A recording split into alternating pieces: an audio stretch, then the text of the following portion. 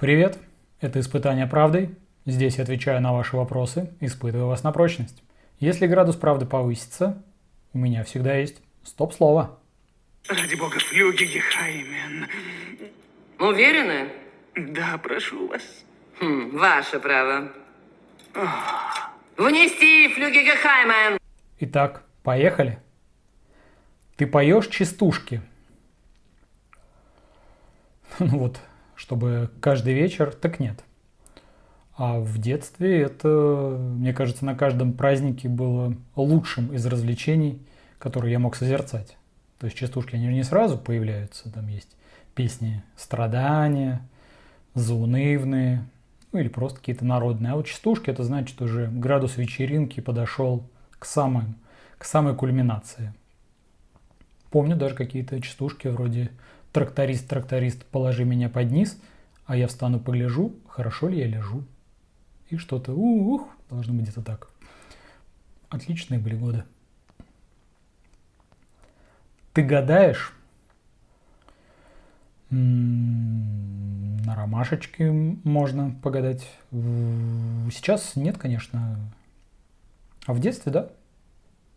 В принципе, всем хочется узнать свое будущее. Но у нас были какие-то такие безобидные гадания. Что-то вроде «Пиковой дамы». Может быть, что-то еще. Кофейная гуща. Хотя в детстве мы не пили кофе. Откуда там кофейная гуща? Ты против англицизмов? Коль скоро победили англосаксов, можно и за англицизмы взяться. Да нет, я не против. В принципе, у каждого слова есть свое своеобразное значение.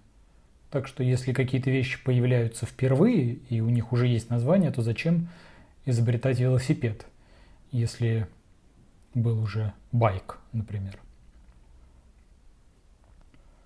Что тебя ждет в аду? Сомнений в этом нет. Надеюсь, меня ждут зажигательные вечеринки. Желательно с частушками.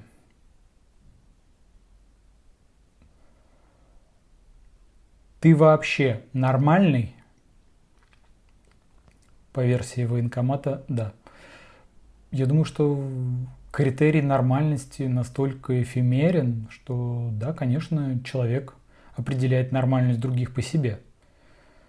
И это, конечно же, прискорбно. Потому что от гениальности до ненормальности один шаг. Можно ли общаться с бывшими? Да не то, что можно, нужно. Во-первых, они вам не чужие люди. Когда уйдут эмоции, можно многое обсудить. Главное не учить жизни бывших и не осуждать. Просто так сложилось, что в этот отрезок времени друг другу посвятили, так здорово, поблагодарите за это. Так что если вам нечего делить, welcome. Я со всеми общаюсь. Не игнорю. Любишь ли ты Миядзаки? Хороший вопрос. Я, честно говоря, даже не знаю, что это за аниматор такой. В смысле, я знаю, что он аниматор, но не знаю, что принадлежит, что можно отнести к его творениям. Я, в принципе, к анимации с детства был не расположен. Если одни люди фанатели от мультиков, то я как бы был в этом плане достаточно сдержан. А во взрослом возрасте так и подавно, поэтому когда кто-то приводит цитаты из всем известных мультиков, я, конечно же, остаюсь не у дел. Нечем крыть, как говорится. Родители помогали делать тебе уроки? Мне нет. Может быть, наверное, какие-то помогали в совсем начальной школе, а потом предметы стали сложными. То есть вот эти вот версии, что родители учились лучше тебя, они как бы очень быстро становятся несостоятельными. Как-то мне мама предъявила, что я получил 3 по физике.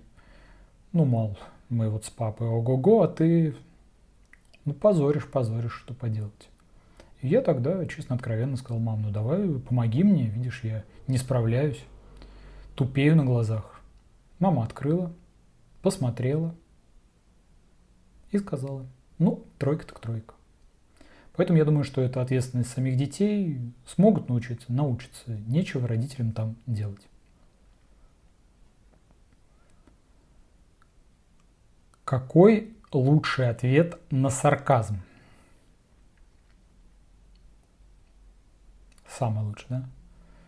Мне кажется, что лучший ответ на сарказм был бы: это сарказм. Не раз доводилось мне слышать такой ответ, так что я понимаю всю боль слышащего эту фразу. Вопрос от звезды. Неужели вы слесарь? Нет, я, конечно же, не слесарь, хотя стоит признать, что внешность обманчива. Зачастую мы слишком быстро навешиваем ярлыки, которых можно было бы избежать. Но такова природа нашего мозга. Понял, нет? На этом сегодня все. Ставьте лайк, подписывайтесь на канал, оставляйте свой комментарий и не забывайте звонить в колокольчик.